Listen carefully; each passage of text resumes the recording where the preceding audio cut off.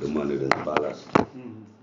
de les accompagner parce que voilà un outil extraordinaire. Ça permettra, au lieu que ben maire di dem di négocier avec ben entreprise, que les 4 maires di xàccandoor di dóorandoo. Et moi je suis dans mon intime conviction, toutes les entreprises de l'arrondissement amul lu leen mën a tere génneel ñu lu mat ñaari milliards par an en matière de RSE. Même bu doon benn milliard 4 communes séddoo ko ku ci ne rek am nga 250 millions. soo tegee sa budget dana la permettre au moins nga ne année bii ma dugal ko santé, année bële ma dugal ko ndox, année bële ma dugal ko fi te noonu dong ngeen parce que yaa ngi def ci document bi l'histoire de l'hôpital 8 milliards de francs xam nañ ne du benn commune moo ko atteint. Donc c'est dans le cadre de cet amical et on s'était dit que une fois élection yi bare toutes les entreprises étaient prêtes à les recevoir. Man sama bopp ma ne leen je suis disponible comme direction yëpp a nga Dakar que 4 maires yi jóg man ma taal suma oto fekk leen Dakar ñu jël toute une journée xëy dem ICS jógee fa dem GCO jógee fa dem Africa Energy jógee fa dem Tobin Power ou parc éolien gisante ak ñoom dans un cadre vraiment restreint de 4 maires plus le sous-préfet ñu waxtaan ndoor pour seen ni ñeen jàpp parce que sans cela kenn mënul def. Si vous laissez chaque maire négocier du baax te les entreprises ont leur programme spécial social. fu mel ni GCO day ñëw ne la j'ai 200 millions dans mon programme social minier mais bul yaakaar ne li ñuy basé wu ci Daaru Xudoos ñëpp lañ ci boole. ren xam nga kàbb gay sax boole nañ ko. Pourquoi? Parce que ña ngay waajal ne 2023 ils vont sortir de l'arrondissement et de la région. Donc dinañ jox kàbb gay jox Mexe jox Pire jox Tivaouane ainsi de suite alors que ñi gën a jege war cee gën a bénéficier wu. daal loolu laa doon. merci on a ne président peut-être non merci préfet c'est important parce que bi ñu xalaatee hôpital bi c'était pour Taïba Ndiaye mais en réalité conditions yi ñu remplir ko ndax il faut au moins 100 000 habitants donc on n'avait pas le choix pour dem avec les 4 communes créer l'entente. D'abord pour le ministère est en train de l'agréer, ensemble avec le ministère, aller chercher le financement. Il y a des partenaires qui sont intéressés. Il faudrait que maintenant les 4 maires se retrouvent pour voir dans quelle mesure ils vont en fait réhabiliter un peu cette association. Un pour l'hôpital, mais il était également question de créer un DAC, les domaines agricoles communautaires. Parce que commune bu Taïba Ndiaye amul suuf mais Daaru mën na am 500 mën na am 10 hectares. Donc cette complémentarité-là peut permettre vraiment à la zone de se développer. Ensuite, les entreprises individuellement, parce que nous avons fait une RSE, mais comment faire pour que cette synergie d'action, chaque année, nous avons fait une RSE. Et d'ailleurs, il y a une nouvelle loi qu'on a votée qui encadre un peu la RSE. L'entreprise doit obligatoirement présenter son programme RSE. Malheureusement, il ne faut pas. Il y a également les fonds miniers qui sont très mal répartis, pour lesquels aussi il va falloir continuer le travail. Parce que les communes impactées,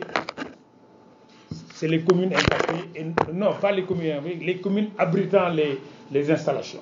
Donc nous, on les lésait. L'année dernière, Taïba Ndiaye a reçu combien? 3 ou 5 millions 3 millions. Là où Daaru Xudoos a reçu plus de 100 millions. 101 millions. Alors le ministère est d'accord sur le principe, mais il va falloir mettre la pression pour que nous revoir les critères de répartition.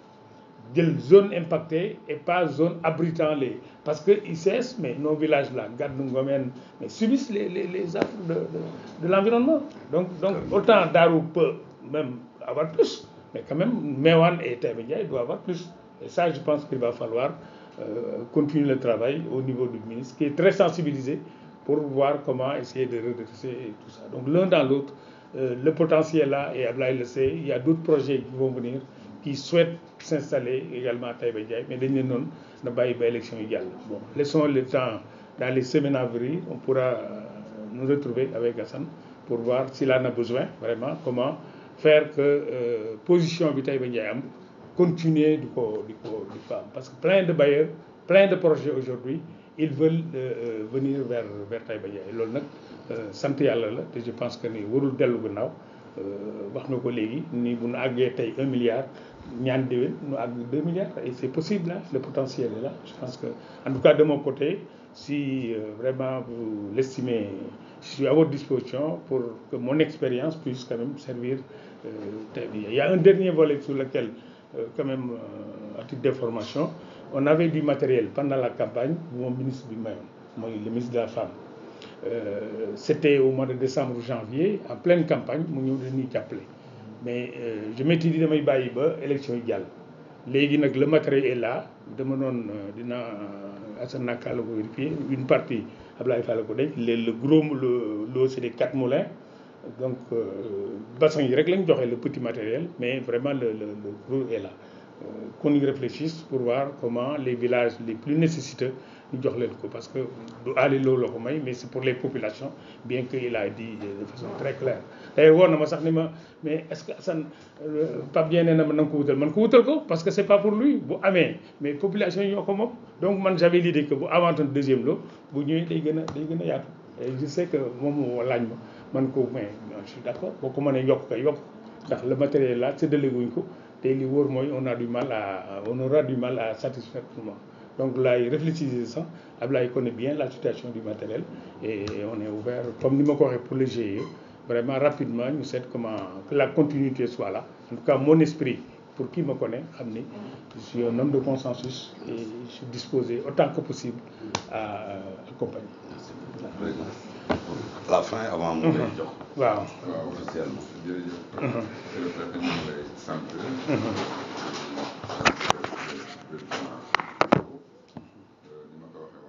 def na fi 32 ans. accompagné naa ko au moins 20 ans. te même li ko jiitu moo nekk conseiller naa ko accompagné. te wax dëgg yàlla lu bari rafet na ci. kon ñoo ngi koy sant bu baax. fi commune bi toll xam nañ ko ndax 20 ans ku ko def ci barab xam nga fi commune bi nekk ak fi mu toll léegi. liggéey na ci lu am solo équipe bi mu àndale liggéey ci lu am solo population yi jàpp nañ ci. ndax bu usines yi ñëwee industrie yi dugg fii population yi ñoom ñoo joxe seen suuf. wax dëgg yàlla kon ñoom ñëpp itam kenn ku nekk daal am nga ci jaajëf ñu ngi koy sant di sant population yi yëpp. di sant l'équipe sortante on a fait 7 ans. te wax dëgg yàlla le président Moussa yëkkati woteel nañ ko ko. kon yaakaar naa ñooñu itam war nañ leen a sant war nañ leen a gërëm. li ci kanam nag ñu jàpp rek commune bi suñu commune yi ñëpp la. lépp lu koy yokk rek. man day d'accord naa ca mu xam ne mu ñëw mu dem ci askan wi man je suis preneur kon nag ñu ngi tàllal loxo ñëpp rek kenn ku nekk rek loo mën a jàpp pour askan wi gis ci boppam man ànd naa ci loolu ñu ngi sant ñëpp di gërëm ñëpp yal na yàlla defal ñu jàmm defal ñu une réussite président te ñu koy encouragé yal na yàlla wéral cër yi yokkal ko xéewal yi waaw dëgg àddina moom moo tëree noonu président sunu mag la yàlla nga xam ko te xam naa mu toll ci noonu ci xolam xam nañu ko wax dëgg yàlla dañ koy ñaanal yàlla rek mu defal ko wér yokk xéewal rek sutura si jërëjëf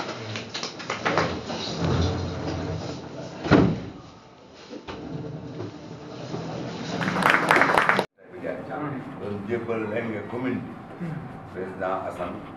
maire entrant ñun ci suñu warugar nag administration ñu sax suñu ñëw superviser ko parce que bu dee lañ la dénk moom moo ko woon nekkuloon sa poste lay génne du sa kër nga doon jiite waaye ab institution la day jaadu comme dammitu administration la ñun loolu la ñu wooyee démembrement de l' état day jaadu état ñëwaat toog saytu nañ ko waxtaan nañ ci suñu biir ku ci nekk saafonte ñaanal sa morom waaw saytu bi nag ñu ngi ko tàmbalee ci institution bi lan la fi président loo bàyyi ñaata bâtiment ba ci ordinateur ñuy bindee chaise ba ñuy toog xayma nañ bind nañ ci kayit chaise bi ndax bu bees la ndax bu yàqu la ndax bu lii la lépp lu fi ne ci matériel bind nañ ko ci kayit bâtiment yi mairie bi moom lépp lu moomelu mairie bind nañ nit ñi fii liggéey bind nañ ku ci ne lan moo la boole woon ak mairie moo xam contrat à durée indéterminée contrat à durée déterminée prestation de service bind nañ oto yi bind nañ ko chauffeur yi bind nañ ko alal ñu fi président loo bàyyi nga xam ne nit mën na cee teg loxoom tey ci trésor à partir du 31 décembre ba léegi dërëm bu gën a tuuti ci commune bi génnul loolu trésor a koy dañ doon xaar maire bu bees bi pour mën koo laal loolu yëpp ñoom waxtaanee nañ ko ñaan na man nag suma wàllu bopp ci biir bureau ba nee naa leen Taïba seen Taïba la bu baaxee seen Taïba la bu melee na nen seen Taïba la ñun ay ndaw lañ ñu fi président Macky Sall indi pour ñu jàppale leen ci liggéey suñu yitte yëpp bëgg-bëgg askan bi la war a doon te foog naa ne ñoo ma gën a am nee naa leen ni ngeen ma seexee noonu lay gëstoo ci ndeyjoor ne nijaay Assane bu dégg sama caaman ni nijaay Ali ndax wala la rek bu dox seen diggante ak sama waajur jigéen ñoom ñaar ñëpp di liggéey ak man yàlla nag moo ko doxalee nii ñaan naa nag président Assane ba ñuy yëkkati jotaay di yor président Lo avant muy def ñaan ne ko lépp loo mënoon ci téye ak ci jàppale ci commune man maa ngi lay ñaan suma wàll boobu balaa la ko président Assane di ñaan nga tegaat ci sa loxo ànd ak moom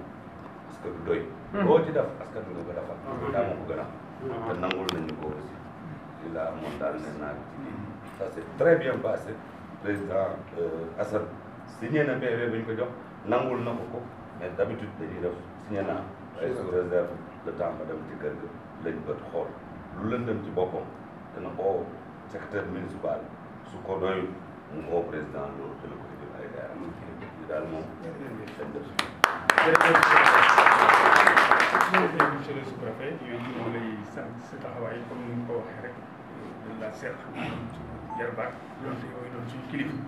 di sant itam mbooloo mi leen ñaan nag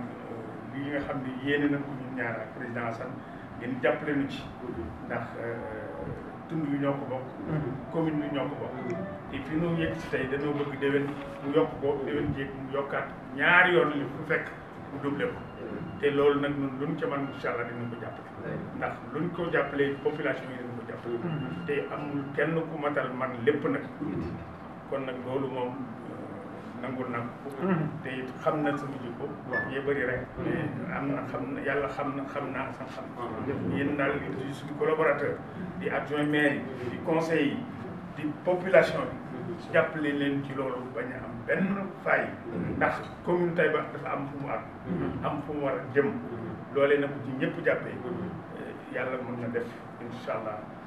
dara du ci ñaaw ndax lu ñaaw xaju ci ñu ko sàkk te itam ku ñu xam rek xam ne ñun ci jàmm rek la ñuy dox parce que suma rakk la près de 20 ans ñu ànd ko lii la yàlla dogal nu nangu xëy na sax dafa noppal jërëjëf asalaamaaleykum maaleykum salaam ñoo ngi nuyu kenn ku nekk ci turam ak ci santam di ci jiital monsieur le sous-préfet di ko sant di ko gërëm ci taxawaayam depuis élection yi lépp ci yoon laa gis man mu def ko ci ba ñu ak si tey jii fii moo équipe bi nga xamee ne nii ñoo ànd ñoo koy sant di ko gërëm te noonu la koy jàllalee nag ba ci kilifa yi ci kaw ndax day joxe document rek di ko joxe à temps wax jox ko ñi mu ko war a jox ba liggéey bi ak si fii tey kon sant nañ ko gërëm nañu ko di sant le président Ali Lo comme ni mu ko waxee rek ànd nañu ñaar fukki at moom xam naa ne moom ànd nañ ko parce que man 2002 laa nekk conseiller ba yàlla def muy tey jii 2009 ba 2014 ma nekk premier vice président communauté rurale Taïba Ndiaye 2014 ba tey jii ma nekkaatoon son premier adjoint au maire kon wax dëgg yàlla jigée war naa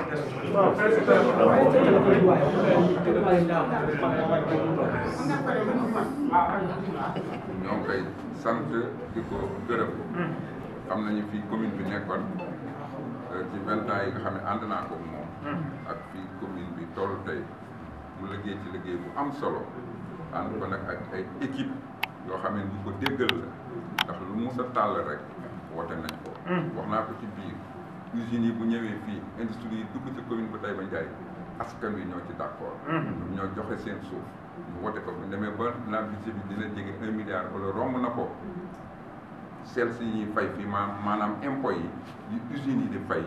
daanaka loolu la te donc usines yi nekkul woon kon moom commune yëpp ñoo yem kon askan bi ñoo jël seen suuf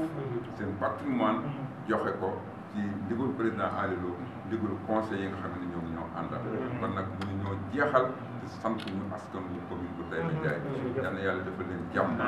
yal na yàlla def fii jàmm ak di tàllalaat loxo rek commune bi suñu commune askan wi suñu ñoo ko bokk bu commune bi jëmee kanam ñun ñëpp ñooy jëm ci kanam kon ku ci mën a dugal sa loxo nga dugal sa loxo pour vraiment le bénéfice des populations de Taïba Ndiaye di ñaanal ñëpp nag seytaane bari na doole président Lo man xam naa ko de xam naa ko suma mag la suma lépp la sant naa ko gërëm naa